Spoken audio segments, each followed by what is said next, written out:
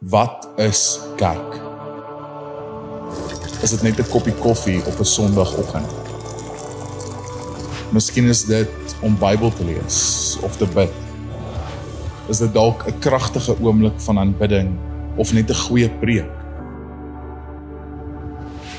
Is dit om tyd saam met familie en vriende deur te bring of om net lekker saam te kuier? Dalk is dit net om alleen te wees. Of is dit net 'n gebou? Op hierdie rots sal ek my kerk bou.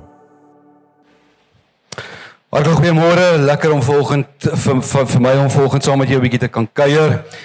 Ek wil so 'n preekie teruggee. Ons het in die maand van Februarie het ons gesels oor die hele gedagte van God wat sy heerlikheid deur ons lewens wil tentoonstel. His glory, our story. Ons het verlede week 'n nuwe reeks afgeskop wat Maurice bietjie met ons gekuier het. En jy kan dalk wonder vanoggend, maar hoe is dit nou dat ons nou ewe skielik nou ons 'n kerkreeks waaroor ons preek? Jy sien, die hele ding is vanuit dit wat ons vir mekaar gesê het in Februarie. Wanneer ons oor kerk praat, is dit is net wanneer ons saam beleef ons maar net makliker. Wanneer ons saam ontdek, gebeur dit op 'n ander manier. Saam groei ons geestelik ook vinniger en saam ontwikkel ons net hierdie vrymoedigheid. Hierdie vrymoedigheid om ook gehoorsaam te wees in die storie wat hy deur ons lewens skryf. Soos baie intentioneel dat ons besig is met hierdie reeks waarin ons self nou bevind. Ons praat lekker oor kerk. Maurice het verlede week vir ons gesê dat kerk is nie 'n mensgemaakte instelling nie, is nie 'n mensding nie, maar God het dit ingestel. Dit is uit sy hart uitgebore en ook vir baie goeie redes. Vanoggend wil ek 'n verdere tree gee en ek wil bietjie met jou kom gesels net oor die essensie van die kerk. Is jy reg vir die? Het jy wat kinders het in jou huis?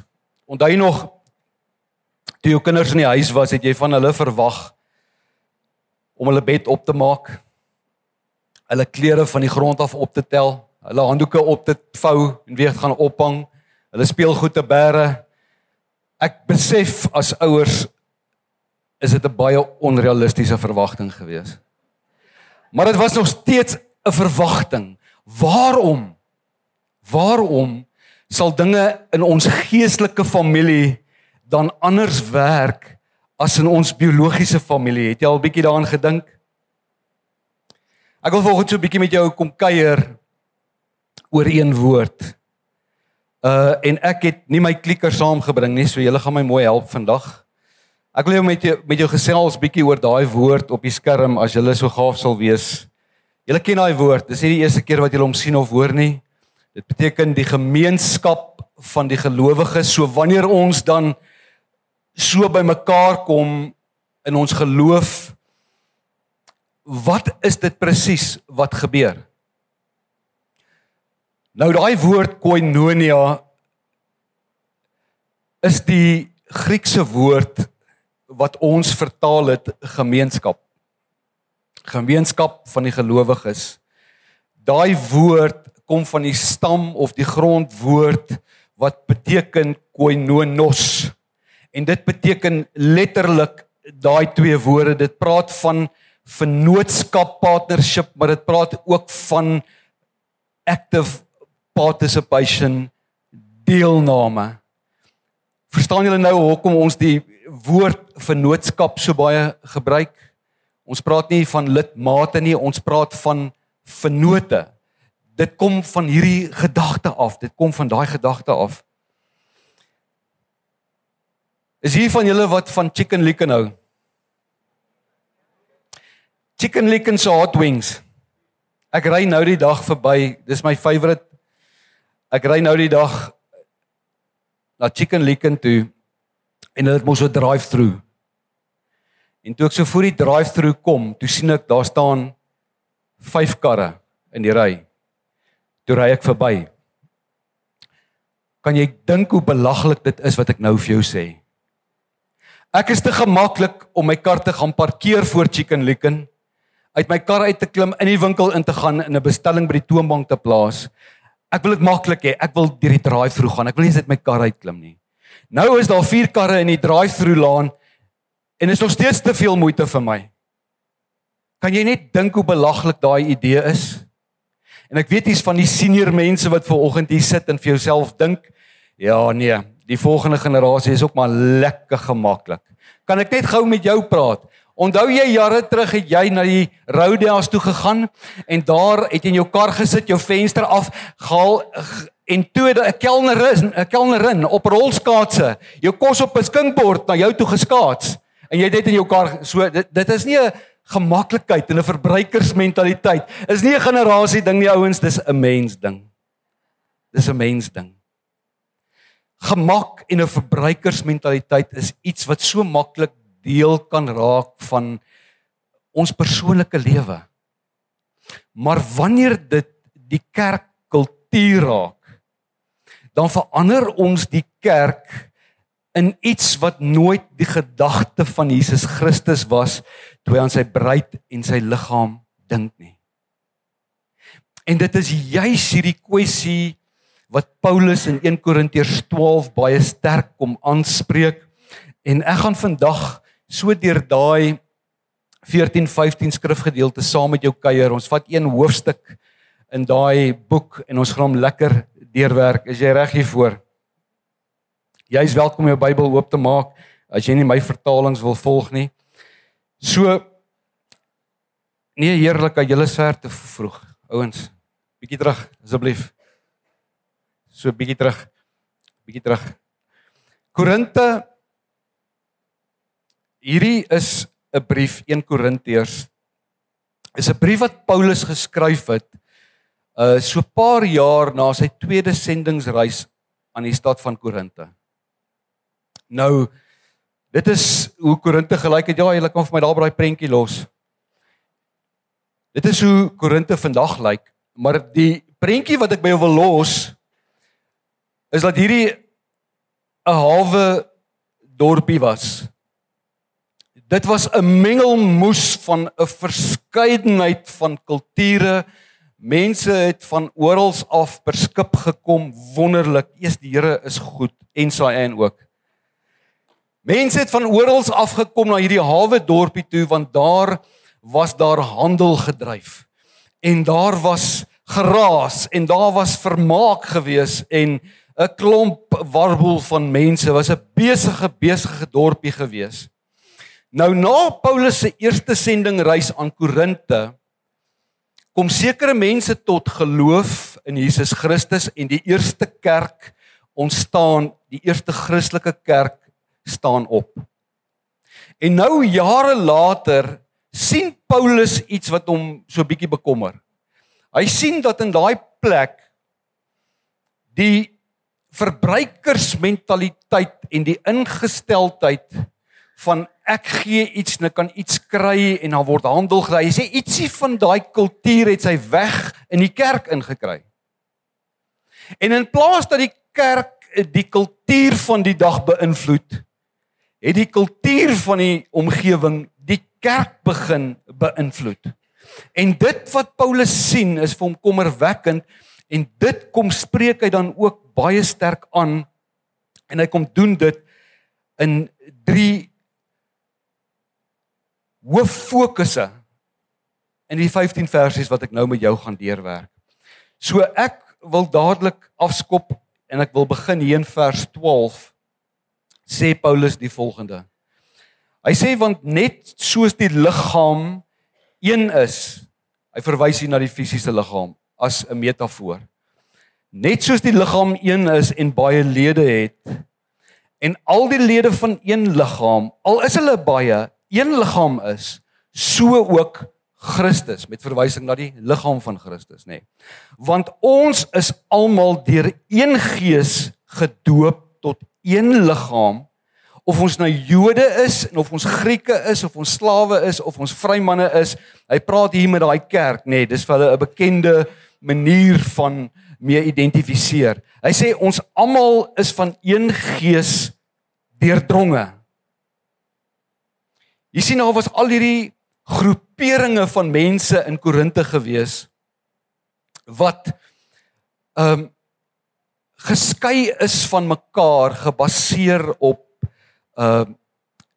kulturele, opvoedkundige, sosio-ekonomiese, op rasse, op kultuur, vir al daai redes, en op al daai vlakke, is mense geskei van mekaar. En nou het mense tot geloof gekom, daar het 'n kerk opgestaan, en nou moet hulle almal as een funksioneer. En nou sien ons dat presies hoe hulle geskei was voor hulle tot bekering gekom het. Nou laat hulle self in die kerk bevind, nou het daar sekere faksies begin en groeperings begin opstaan, waar seker van die ouens gesê het, maar ons faksie is die beste. Ons wil hê julle moet op 'n sekere manier met ons werk. Julle moet sekere goeders hier doen wat pas om ons kultuur.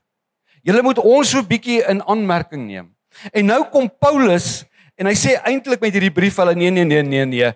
Hierdie is 'n ander tipe gemeenskap. Hierdie is 'n ander tipe gemeenskap. Jy is nie hier vir wat jy kan kry nie. Jy is hier vir wat jy kan bydra tot die liggaam van Christus. En dit kom spreek hy sommer dadelik aan. En die rede wat hy gebruik is dat ouens, ons wat tot bekering gekom het, is elkeen gevul met die Heilige Gees. Ons is bonatuurlik, is ons verbind tot mekaar. Hierdie, wat hier gebeur, is 'n God ding. Dis nie 'n mens ding nie. Wat ook al julle beleef daar buite, dis nie hoe dinge hier werk nie. Want dit is nie net die menslike poging en voorkeure en kulture en belangstellings en alle goeders wat en ingesteldhede wat hier ter sprake is nie. God is hier aan die woord en hy het 'n stuk werk in ons almal kom doen. Ons almal is deur een gees deurdronge en verbind bonatuurlik tot mekaar. Ouens, het jy al gesien op wanneer die Springbokke 'n wêreldbeker toets speel en daar's 50.000 mense wat daar sit. Elkeen vanuit 'n ander hoek, vanuit 'n ander plek, vanuit 'n ander kultuur, vanuit 'n ander bedryf, vanuit 50.000 mense en die oomblik wanneer die Springbokke wen,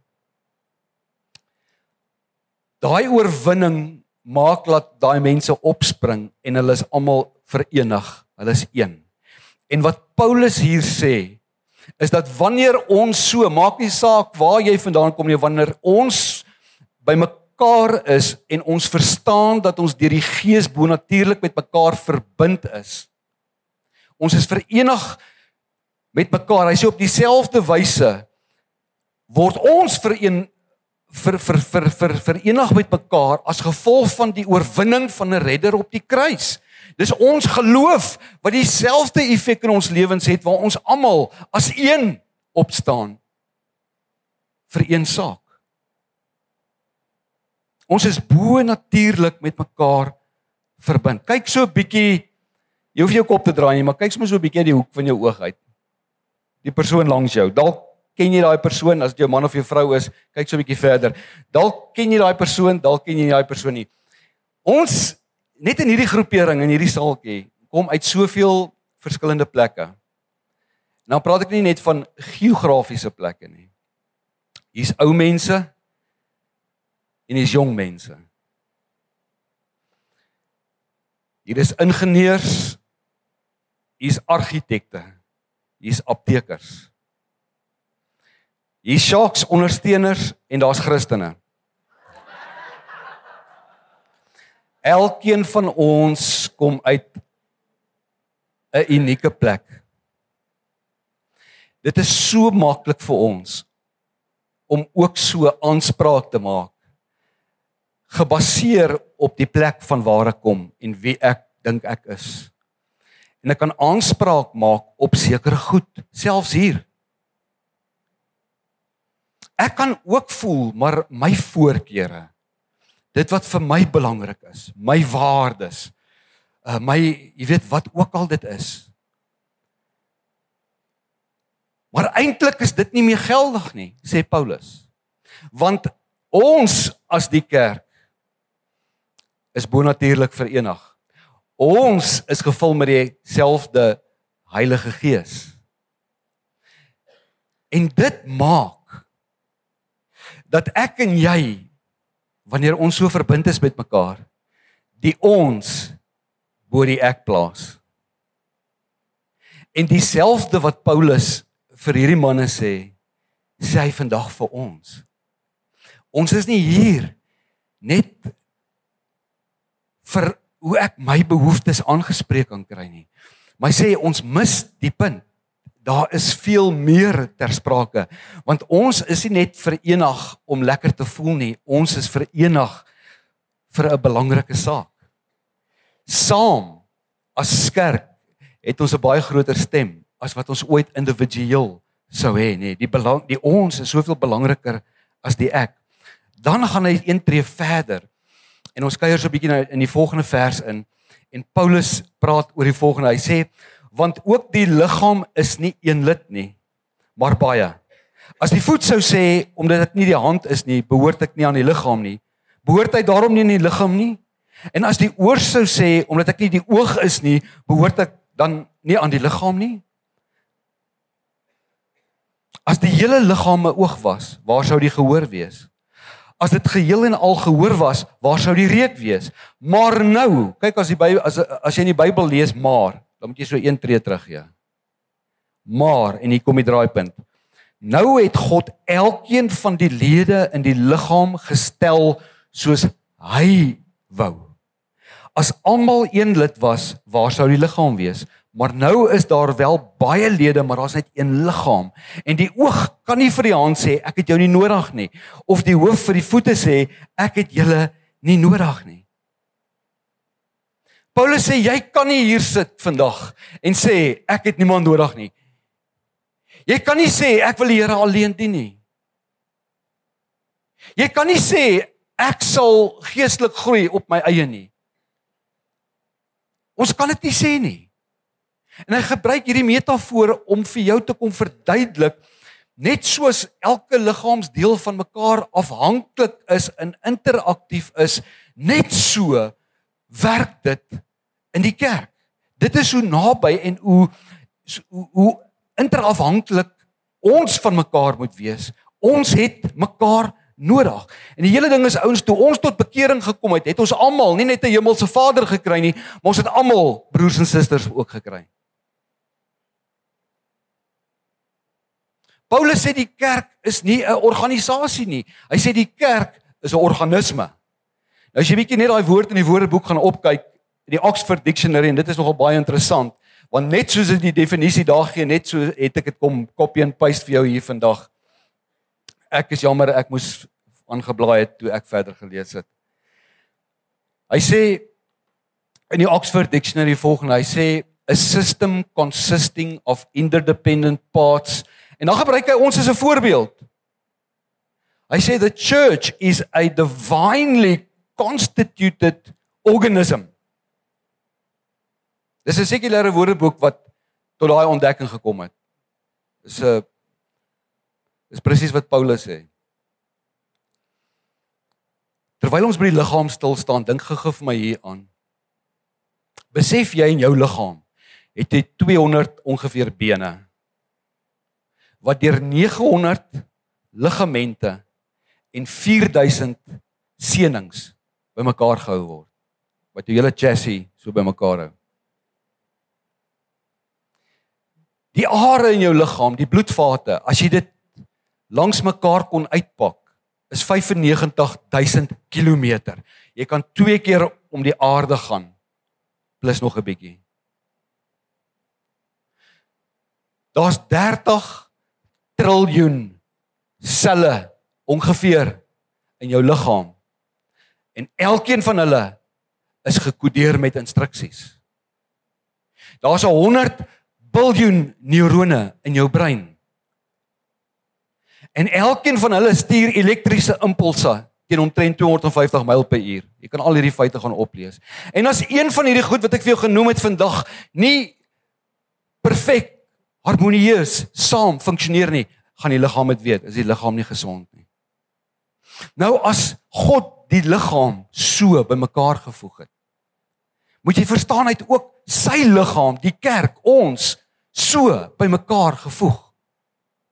Elke liewe een van ons het iets in ons hand, ons het iets om te bring tot die gesonde funksionering van die kerk en die gemeente as geheel. En wanneer daar sekere elemente, mense is wat terugstaan, dan kom die kerk kort. Die kerk ly, die liggaam voel dit. En dit is die prentjie wat Paulus vir ons hier vandag probeer skets. En ek het die krag hiervan oor en oral in die kerk gesien. Ek meen, hier's iemand wat hierdie tafels voorberei het, wat baie vroeg vanoggend ingekom het, en dit is nie die voltydse span nie, wat ingekom het, en met soveel kreatiwiteit, en so sensitiewe ingesteldheid, hierdie vir ons bymekaar gevoeg het. Daar's iemand wat daar gestaan het by die hek wat jou gegroet het vanoggend toe jy ingekom het. Daar's iemand wat sing. Daar's iemand wat maandag aand 'n vark gespit het by die manne aand. Daar's iemand wat iets anders doen. Elkeen van ons maak hierdie prentjie vol en ons maak dat die wonder van die Handelinge 2 vers 42 kerk wat ons almal oor praat, ons bewonder daai kerk, dat dit nie net 'n kerk is waarvan ons lees nie, maar dat dit ook 'n kerk is hier wat ons persoonlik elkeen beleef. Ons is bonatuurlik met mekaar verbind. En ja, ons het mekaar nodig. Jy voel dalk nie asof daar iets in jou is wat ons as 'n liggaam hier kan bevoordeel nie. En ek wil vanoggend vir jou sê, jy is so verkeerd. Elkeen van ons bring iets. Hy gaan verder en hiermee wil ek afsluit. Hy sê in hierdie skrifgedeelte vanaf vers 22 tot 25. Maar veel eerder is die lede van die liggaam noodsaaklik wat die swakste lyk. En die lede van die liggaam wat vir ons minder eerbaar lyk, beklee met oorvloediger eer.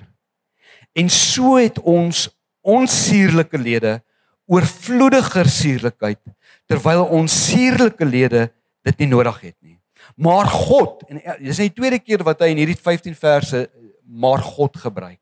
Hier is nou weer 'n draaipunt. Maar God het die liggaam hier saamgestel en aan die misdeelde lid oorvloediger eer gegee, sodat daar geen verdeeldheid in die liggaam mag wees nie, maar dat die lede gelyke sorg vir mekaar mag dra.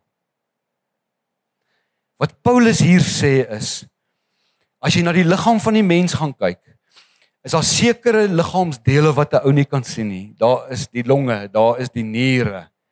Dis nie sigbaar nie. Maar dit beteken nie dat dit 'n minder belangrike funksie vervul nie. Dan is daar dele wat jy wel kan sien, wat publiek is, maar ons kies om dit te bedek, dit weg te steek, dit te beklee. Dit maak nie dat dit minder belangrike lede is nie. Hier's mense op hierdie verhoog wat preek, hier's mense wat sing, hier's musikante. Daar is mense wat sigbaar is.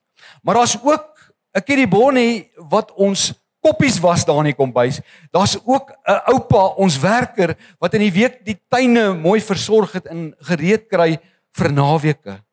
Daar's mense wat nie sigbaar is nie, in die agtergrond kom bring hulle dit wat die Here hulle mee geseën het. En om die kerk te kom stig en op te bou. En dit beteken nie dat hulle 'n minder belangrike rol vervul as die res van die meer publieke bydraers in ons kerk nie. En dit is die prentjie wat hy vir ons hier kom skets. Wat belangrik is nie die rol wat jy vervul nie, maar wat belangrik is dat jy jou rol opneem in die liggaam van Christus.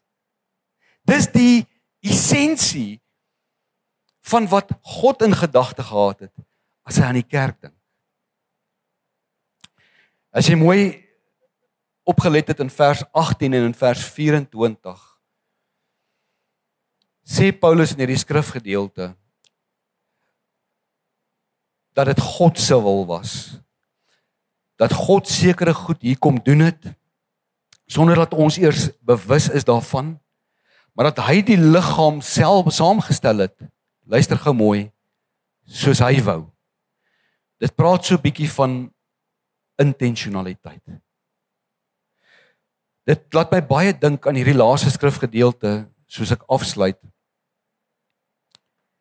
in Efesiërs 2 vers 10 wat sê, want ons is sy maaksel, geskape in Christus, Jesus, tot goeie werke, wat God voorberei het, sodat ons daarin kan wandel. Daai woordjie maaksel, die Engelse vertaling sê, gebruik ook die mooi woord, we are his masterpiece. Ons is sy maaksel. Dis weer eens die Griekse woordjie poema. God wil deur elkeen van ons se lewens 'n gedig, 'n storie kom skryf. Ons is sy meesterstuk. Jy dink dalk dat jy hier aangesluit het by hierdie gemeenskap van gelowiges. Omdat die woordbediening goed is, omdat die aanbidding lekker is. Dalk voel jy vanoggend jy het aangesluit hier omdat jou kinders so gelukkig is by die kinderbediening. Kom ek sê vir jou regtig, hoekom jy hier is. Jy is hier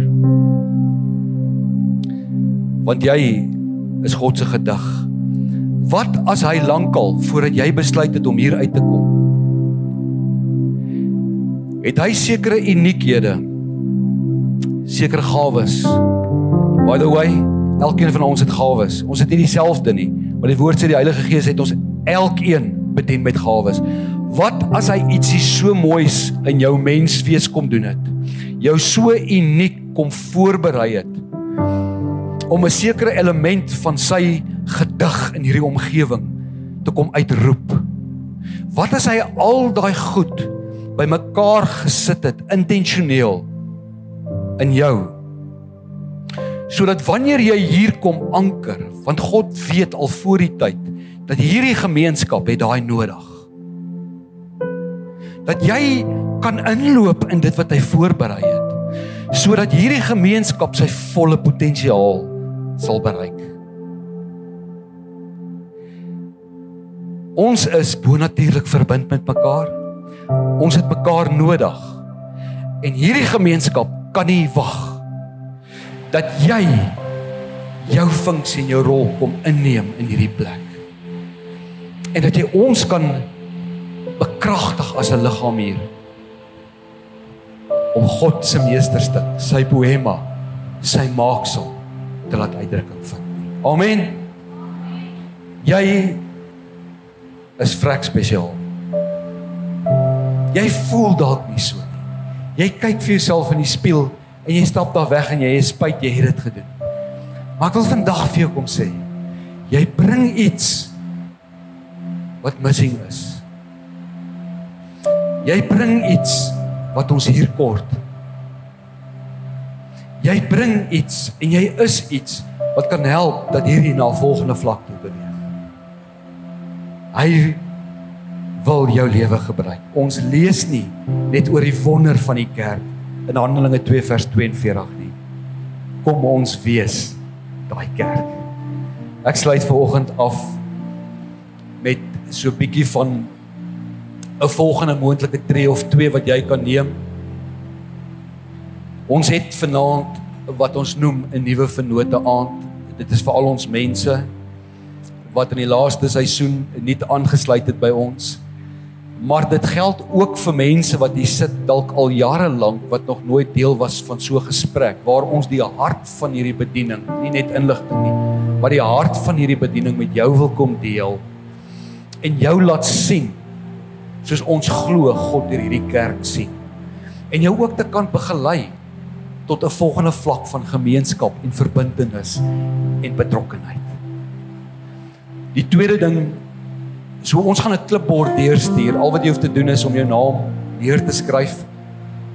En dan kan ons vanaand lekker saam met jou kuier later vanmiddag. Maar ek wil jou na 'n tweede roep toe uitnooi, en dit is natuurlik dat jy op ons webblad, se tuisblad, Linktree is die button wat jy daar sal sien as ek die Engelse woord kan gebruik. Alles is op Linktree. En as jy daar op Linktree gaan klik, sal jy heel bo aan sal jy sien dat daar is ook 'n plekkie waar jy kan ingaan, 'n skakel wat vir jou in staat stel om aan te sluit of om betrokkenheid op te neem, en dit gee vir jou 'n lys van al die bedieninge wat daar natuurlik is, nê. Ja, ons vertrou die Here vir leiers as dit kom by ons kinderbediening, ons kort mense. Ons vertrou die Here vir selgroepleiers.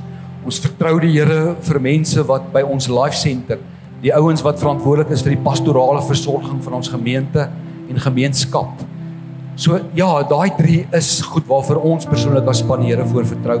Maar daar's 'n hele lysie van plekke waar jy betrokke kan raak. So daar is 2 praktiese tree. As jy vanoggend in jou hart beleef, die Here praat ook met jou, dan is daai 2 praktiese dinge wat jy kan oorweeg om 'n volgende tree te neem. Kan ek vir ons bid? Here, dit is lekker. Dit is so voorreg om hier geanker te wees in iets wat U begin het. Iets wat uit U hart gebore is. En ons weet, Vader, vanuit U woord vandag, dat dit so natuurlik kom dat ons kan wil aanspraak maak op sekere goed wat vir ons belangrik is. Maar dankie dat U ons eintlik meer kom bederf en kom vul. Die oomblik wanneer ons hand opsteek en sê, Here, wat wil U hier deur my lewe kom doen? Dankie vir 'n wonderlike gemeenskap soos hierdie. Dankie dat ons verbind is. Dankie dat ek kan ontdek dat die mense is wat vir my omgee en vir wie ek kan omgee. En dankie, Here, dat U my belangrik genoeg ag in Christus om hier ietsie van U hart te kan kom demonstreer. Ons gee vir al die eer en ons sê, Here, kom vat dit wat so spesiaal is hier en kom maak dit meer. In die naam van ons koning Jesus Christus, ons is sy liggaam, en ons almal sê amen. Ons gaan